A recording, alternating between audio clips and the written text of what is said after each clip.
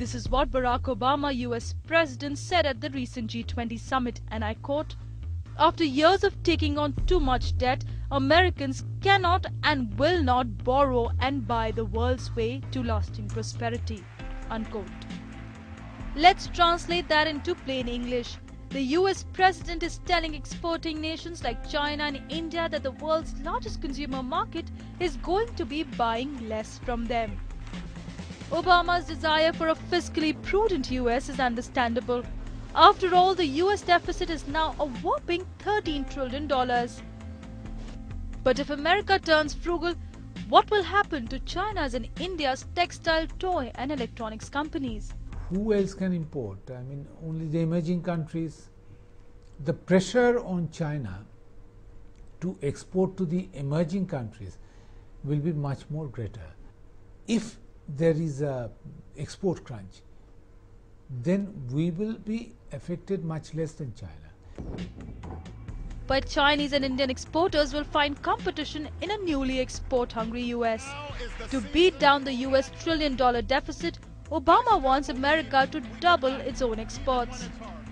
And this is what US President Barack Obama said at the recent G20 meet, and I quote, "No nation should assume that its path to prosperity is paved with exports to America.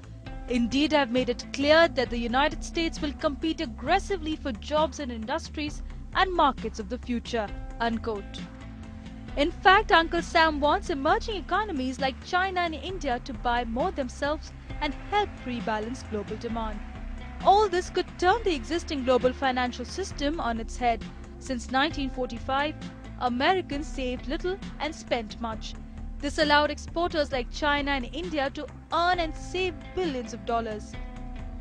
These massive savings were in turn borrowed back by the US through its treasury bills at very low interest rates, which is what allowed the US to keep spending and buying Chinese and Indian goods.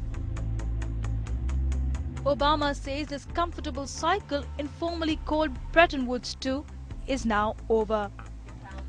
What's troubling is that few in India appear to have noticed, much less reacted to Obama's statement. The government has been totally silent on the issue. None of the exporters we spoke to had any clue about what Obama has said, much less its implications. Both China and India have talked a lot about becoming the world's next generation economic powers. Now both countries will have to stand up and carry the responsibilities of great economic powers. And that's not going to be as easy as talking about it. Business Bureau, NewsX Delhi.